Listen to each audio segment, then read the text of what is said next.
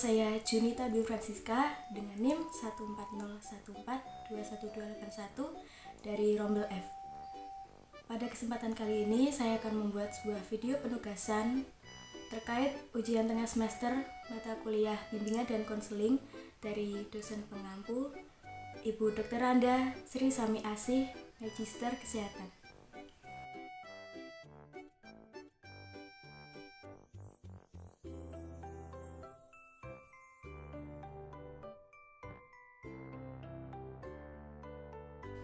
Untuk soal yang pertama, membahas mengenai latar belakang perlunya bimbingan konseling di sekolah.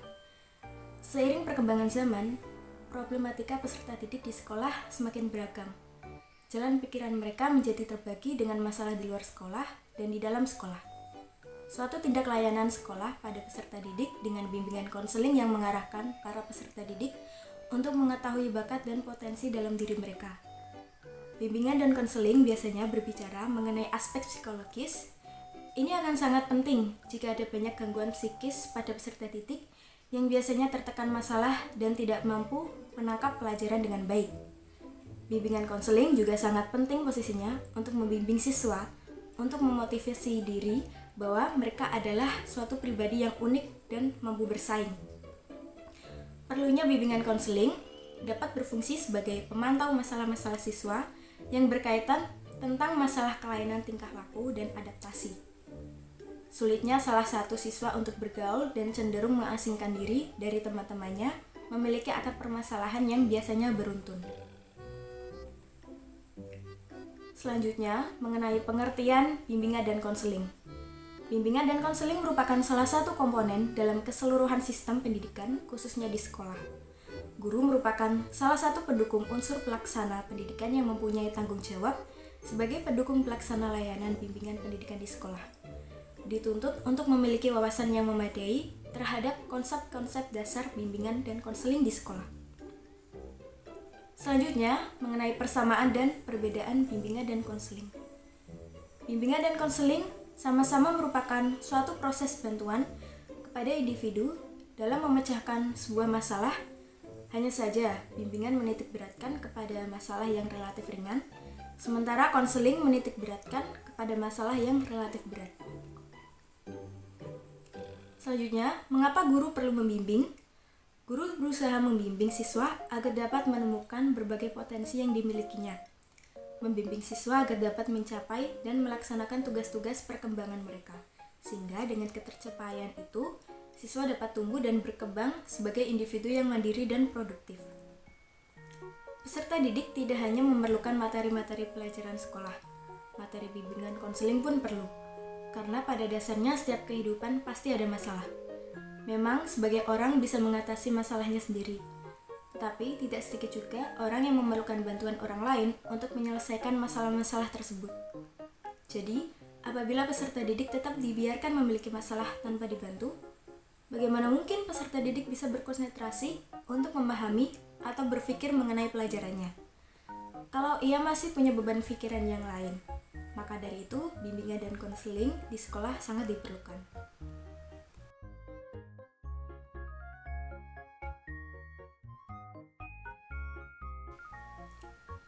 Kemudian, membahas mengenai urgensi atau pentingnya BK di sekolah.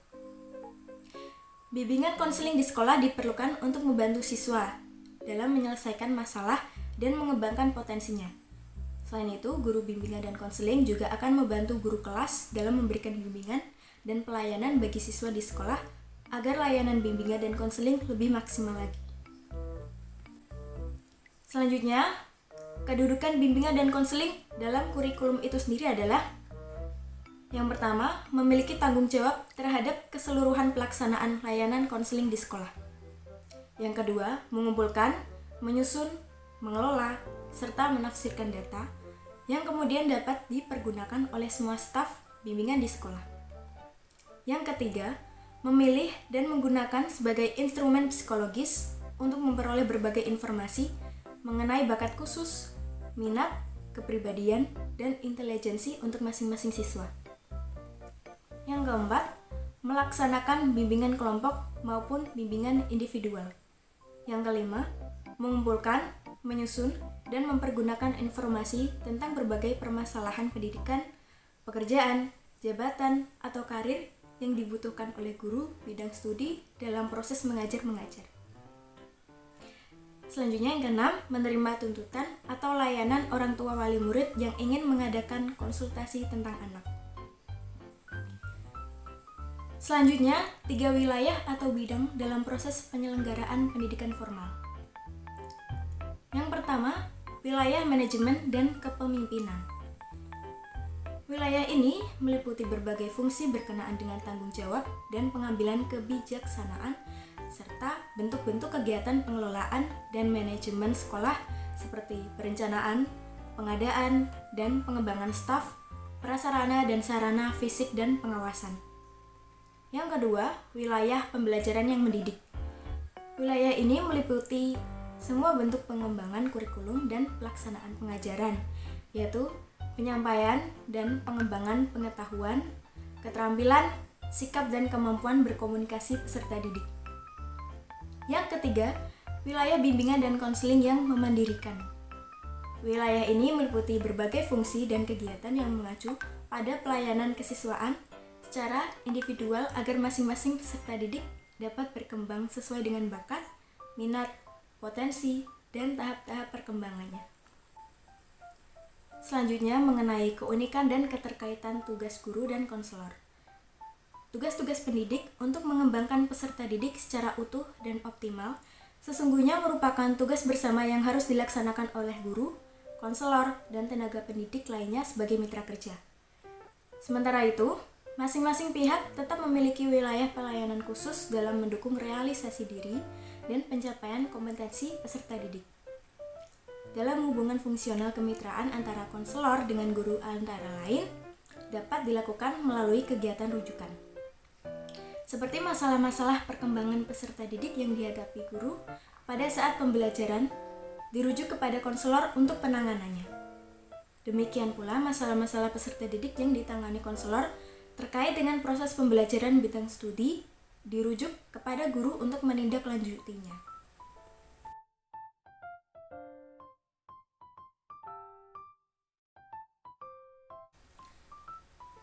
Selanjutnya membahas mengenai tujuan bimbingan dan konseling.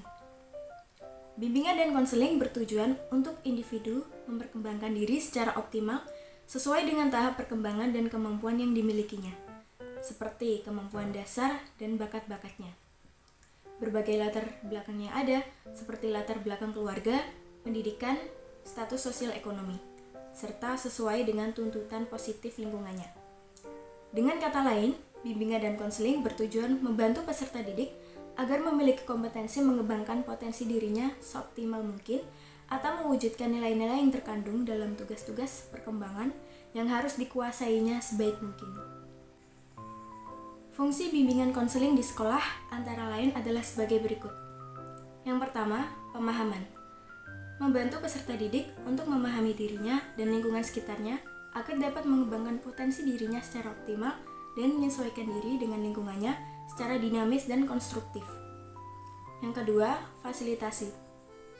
Memberi kemudahan dalam mencapai pertumbuhan dan perkembangan yang optimal, serasi, selaras, dan seimbang seluruh aspek dalam diri peserta didik. Yang ketiga, penyesuaian. Peserta didik dapat menyesuaikan diri dengan lingkungannya secara dinamis dan konstruktif. Yang keempat, penyaluran. Membantu peserta didik untuk menentukan kegiatan ekstrakurikuler, jurusan atau program studi, dan memantapkan penguasaan karir yang sesuai dengan kemampuan, minat, dan bakat. Selanjutnya, adaptasi.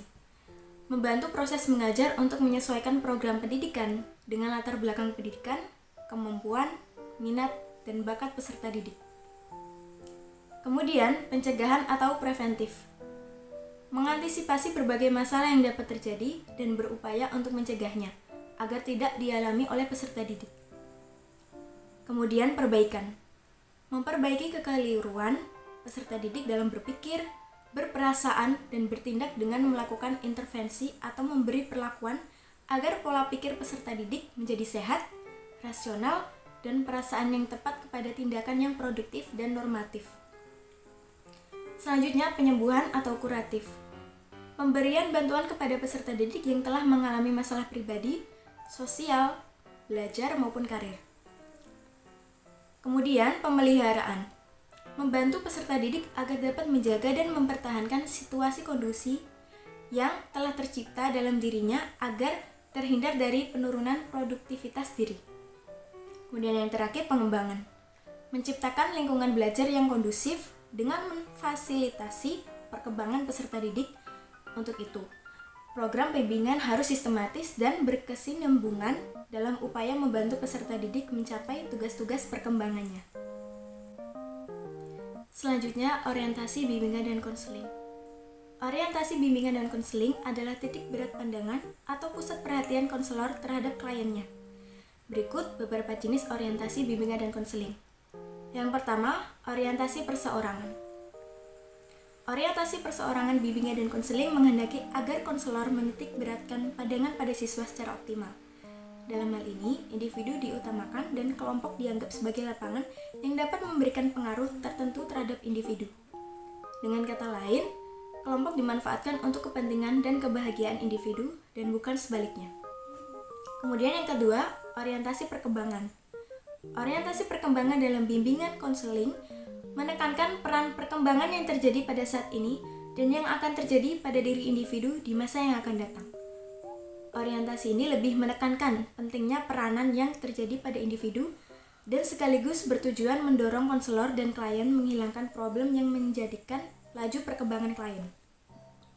Kemudian, yang ketiga, orientasi permasalahan. Orientasi masalah secara langsung bersangkut paut dengan fungsi pencegahan dan fungsi pengentasan. Fungsi pencegahan menghendaki agar individu dapat terhindar dari masalah yang mungkin membebani dirinya, sedangkan fungsi pengentasan menginginkan agar individu yang sudah terlanjur mengalami masalah dapat terentaskan masalahnya. Nah, ketiga orientasi tersebut dalam pelayanan bimbingan dan konseling dapat diselenggarakan baik di sekolah maupun di luar sekolah.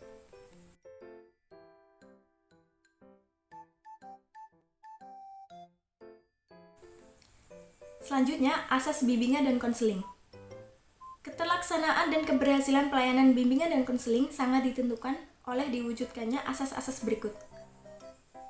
Yang pertama, asas kerahasiaan, yaitu asas bimbingan dan konseling yang menuntut dirahasiakannya segenap data dan keterangan terhadap konseli yang menjadi sasaran pelayanan, yaitu data atau keterangan yang tidak boleh dan tidak layak diketahui oleh orang lain. Dalam hal ini, guru pembimbing berkewajiban perlu memelihara dan menjaga semua data dan keterangan itu sehingga kerahasiaannya benar-benar terjamin. Selanjutnya, asas kesukarelaan, yaitu asas bimbingan dan konseling yang menghendaki adanya kesukaan dan kerelaan konseli, mengikuti atau menjalani pelayanan atau kegiatan yang diperlukan baginya. Dalam hal ini, guru pembimbing berkewajiban membina dan mengembangkan kesukarelaan tersebut. Selanjutnya, asas keterbukaan, yaitu asas bimbingan dan konseling yang menghendaki agar konseli yang menjadi sasaran pelayanan atau kegiatan bersifat terbuka dan tidak berpura-pura, baik di dalam memberikan keterangan tentang dirinya sendiri maupun dalam menerima berbagai informasi dan materi dari luar yang berguna bagi pengembangan dirinya. Dalam hal ini, guru pembimbing berkewajiban mengembangkan keterbukaan konseli. Keterbukaan ini amat terkait pada terselenggaranya asas kerahasiaan dan adanya kesukarelaan pada diri konseli yang menjadi sasaran pelayanan atau kegiatan. Agar konseli dapat terbuka, guru pembimbing terlebih dahulu harus bersikap terbuka dan tidak berpura-pura. Selanjutnya, asas kegiatan, yaitu asas bimbingan dan konseling yang menghendaki agar konseli yang menjadi sasaran pelayanan berpartisipasi secara aktif di dalam penyelenggaraan pelayanan atau kegiatan bimbingan. Dalam hal ini, guru pembimbing perlu mendorong konseli untuk aktif dalam setiap pelayanan atau kegiatan bimbingan dan konseling yang diperuntukkan baginya. Selanjutnya, asas kemandirian, yaitu asas bimbingan dan konseling yang menunjuk pada tujuan umum bimbingan dan konseling, yakni konseli sebagai sasaran pelayanan bimbingan dan konseling diharapkan menjadi konseli-konseli yang mandiri dengan ciri-ciri mengenal dan menerima diri sendiri dan lingkungannya, mampu mengambil keputusan, mengarahkan serta mewujudkan diri sendiri. Guru pembimbing hendaknya mampu mengarahkan segenap pelayanan bimbingan dan konseling yang diselenggarakannya bagi berkembangnya kemandirian konseling. Kemudian, asas kekinian, yaitu asas bimbingan dan konseling yang menghendaki agar objek sasaran pelayanan bimbingan dan konseling ialah permasalahan konseli dalam kondisinya sekarang. Pelayanan yang berkenaan dengan masa depan atau kondisi masa lampau pun dilihat dampak dan atau kaitannya dengan kondisi yang ada dan apa yang diperbuat sekarang. Kemudian asas kedinamisan, yaitu asas bimbingan dan konseling yang menghendaki agar isi pelayanan terhadap sasaran pelayanan yang sama kehendaknya selalu bergerak maju, tidak monoton, dan terus berkembang serta berkelanjutan sesuai dengan kebutuhan dan tahap perkembangannya dari waktu ke waktu. Selanjutnya asas keterpaduan, yaitu asas bimbingan dan konseling yang menghendaki agar berbagai pelayanan dan kegiatan bimbingan dan konseling, baik yang dilakukan oleh guru pembimbing maupun pihak lain, saling menunjang, harmonis, dan terpadu. Untuk ini kerjasama antara guru pembimbing dan pihak-pihak yang berperan dalam penyelenggaraan pelayanan bimbingan dan konseling perlu terus dikembangkan. Koordinasi segenap pelayanan atau kegiatan bimbingan dan konseling itu harus dilaksanakan dengan sebaik-baiknya. Selanjutnya, asas keharmonisan, yaitu asas bimbingan dan konseling yang menghendaki agar segenap pelayanan dan kegiatan bimbingan dan konseling didasarkan pada dan tidak boleh bertentangan dengan nilai dan norma yang ada, yaitu nilai dan norma agama, hukum dan peraturan, adat istiadat, ilmu pengetahuan, dan kebiasaan yang berlaku. Bukanlah pelayanan atau kegiatan bimbingan dan konseling yang dapat dipertanggungjawabkan apabila isi dan pelaksanaannya tidak berdasarkan nilai dan norma yang dimaksudkan itu. Lebih jauh, pelayanan dan kegiatan bimbingan dan konseling justru harus dapat meningkatkan kemampuan konseli memahami, menghayati, dan mengamalkan nilai dan norma tersebut. Selanjutnya, asas keahlian, yaitu asas bimbingan dan konseling yang menghendaki agar pelayanan dan kegiatan bimbingan dan konseling diselenggarakan atas dasar kaidah-kaidah profesional.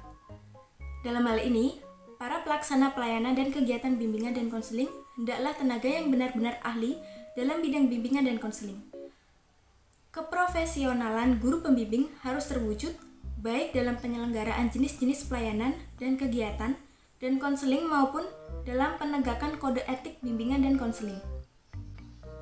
Selanjutnya yang terakhir adalah asas alih tangan kasus, yaitu asas bimbingan dan konseling yang menghendaki agar pihak-pihak yang tidak mampu menyelenggarakan pelayanan bimbingan dan konseling secara tepat dan tuntas atas suatu permasalahan konseling mengalih tangankan permasalahan itu kepada pihak yang lebih ahli.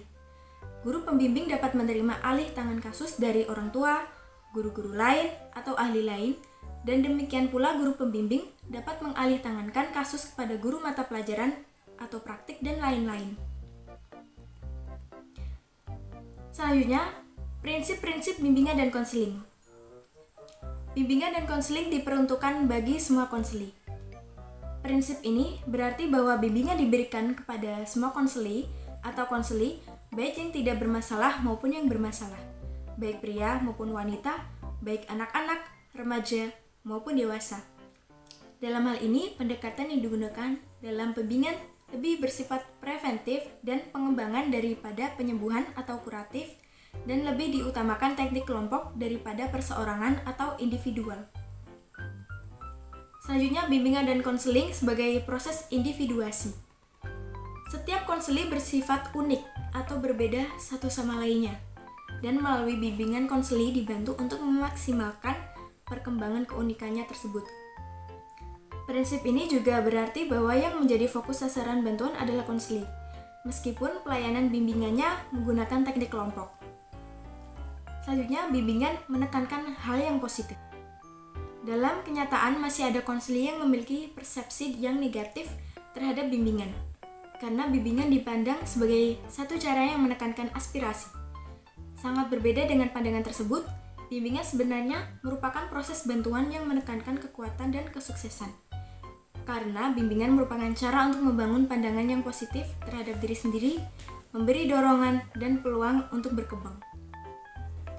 Selanjutnya, bimbingan dan konseling merupakan usaha bersama.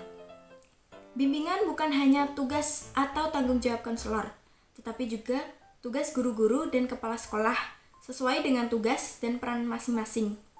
Mereka bekerja sebagai teamwork. Kemudian, pengambilan keputusan merupakan hal yang esensial dalam bimbingan dan konseling.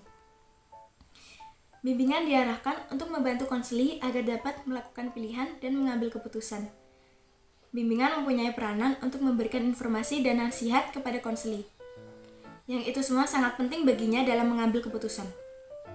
Kehidupan konseli diarahkan oleh tujuannya, dan bimbingan memfasilitasi konseli untuk mempertimbangkan, menyesuaikan diri, dan menyempurnakan tujuan melalui pengambilan keputusan yang tepat.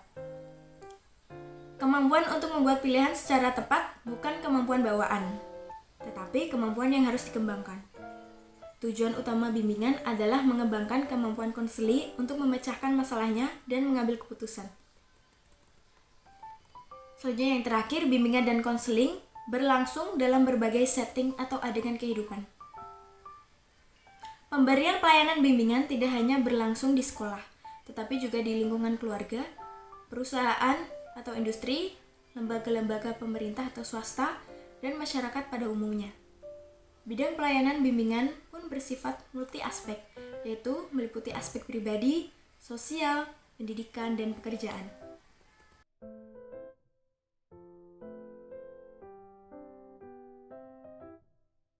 Selanjutnya saya akan menjawab soal nomor 2. Mungkin saya tidak dapat membantu banyak, tetapi saya bisa memberikan saran yang semoga saja bisa dijadikan solusi dari masalah yang dihadapi.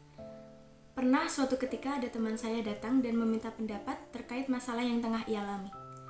Jadi teman saya ini mempunyai masalah dengan keluarganya. Saya tidak dapat menjelaskan secara rinci terkait masalah tersebut. Yang pasti posisi dia saat itu seperti diacuhkan oleh keluarganya sendiri selama berhari-hari akibat dari kesalahan yang pernah dia perbuat. Kemudian saya pun mengeluarkan pendapat saya dengan menyarankan agar pertama-tama dia harus meminta maaf terlebih dahulu secara langsung atau bicara empat mata dengan ibunya. Karena yang saya ketahui bahwa teman saya ini tergolong seseorang yang malu atau enggan untuk mengakui kesalahannya. Karena dia merasa bahwa dirinya benar dan sudah berusaha yang terbaik. Namun karena orang tuanya mungkin masih tidak terima atau sakit hati sehingga menjadikan hubungan mereka semakin renggang. Selanjutnya, saya juga menyarankan agar dia mencoba memperbaiki hubungan dengan banyak membantu pekerjaan di rumah, seperti membantu bersih-bersih ataupun membantu bisnis orang tuanya atau yang lainnya yang mampu dia kerjakan pada saat itu. Hal itu agar dia mendapat perhatian dari orang tuanya. Kemudian dia juga bisa dengan memberikan hadiah atau sesuatu yang disukai oleh ibunya agar mendapat simpati dengan harapan ibunya bisa segera memaafkan.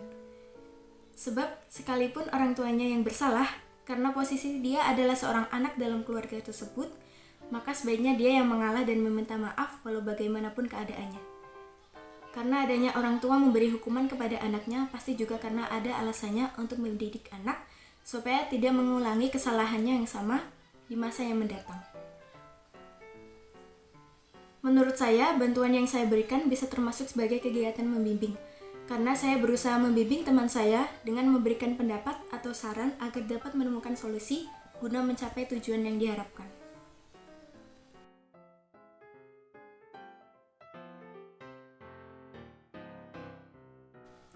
Selanjutnya saya akan menjawab soal yang nomor 3. Kegiatan bimbingan dan konseling di sekolah terutama dibebankan kepada guru kelas di SD. Untuk dapat mengemban dan mengembangkan pelayanan bimbingan dan konseling dengan pengertian, tujuan, fungsi, prinsip, orientasi, asas, serta jenis-jenis layanan sebagaimana yang telah dikemukakan, diperlukan tenaga yang benar-benar berkemampuan, baik ditinjau dari personalitasnya. Modal dasar yang akan menjamin suksesnya penyelenggaraan pelayanan bimbingan dan konseling di sekolah adalah berupa karakter personal yang ada dan dimiliki oleh tenaga penyelenggara bimbingan dan konseling. Di antaranya, berwawasan luas. Memiliki pandangan dan pengetahuan yang luas, terutama tentang perkembangan peserta didik pada usia sekolahnya. Perkembangan ilmu pengetahuan atau teknologi, kesenian, dan proses pembelajarannya, serta pengaruh lingkungan dan modernisasi terhadap peserta didik. Kemudian, menyayangi anak. Memiliki kasih sayang terhadap peserta didik, rasa kasih sayang ini ditampilkan oleh guru pembimbing atau guru kelas. Benar-benar dari hati sanubarinya, tidak berpura-pura atau dibuat-buat, sehingga peserta didik secara langsung merasakan kasih sayang tersebut. Selanjutnya, sabar dan bijaksana. Tidak mudah marah atau mengambil tindakan keras dan emosional yang merugikan peserta didik serta tidak sesuai dengan kepentingan perkembangan mereka. Segala tindakan yang diambil guru pembimbing atau guru kelas didasarkan pada pertimbangan yang matang. Kemudian, guru harus memiliki sifat yang lembut dan baik hati. Tutur kata dan tindakan guru pembimbing atau guru kelas selalu mengenakan hati, hangat, dan suka menolong. Selanjutnya, tekun dan teliti. Guru pembimbing atau guru kelas setia menemani tingkah laku dan perkembangan peserta didik sehari-hari dari waktu ke waktu, dengan memperhatikan berbagai aspek yang menyertai tingkah laku dan perkembangan tersebut. Kemudian, guru harus menjadi contoh. Tingkah laku, pemikiran, pendapat, dan ucapan-ucapan guru pembimbing atau guru kelas tidak tercela dan mampu menarik peserta didik untuk mengikutinya dengan senang hati dan sukarela. Lalu, tanggap dan mampu mengambil tindakan.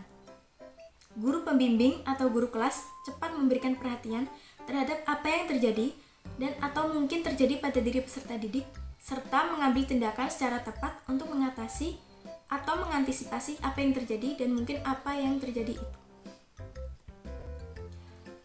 Kemudian yang terakhir, memahami dan bersikap positif terhadap pelayanan bimbingan dan konseling. Guru pembimbing atau guru kelas memahami tujuan serta seluk-beluk layanan bimbingan dan konseling dan dengan bersenang hati berusaha sekuat tenaga melaksanakannya secara profesional sesuai dengan kepentingan dan perkembangan peserta didik. Sekian yang dapat saya sampaikan. Mohon maaf apabila masih terdapat banyak kesalahan dan kekurangan terhadap materi yang saya sampaikan. Terima kasih atas perhatiannya. Wassalamualaikum warahmatullahi wabarakatuh.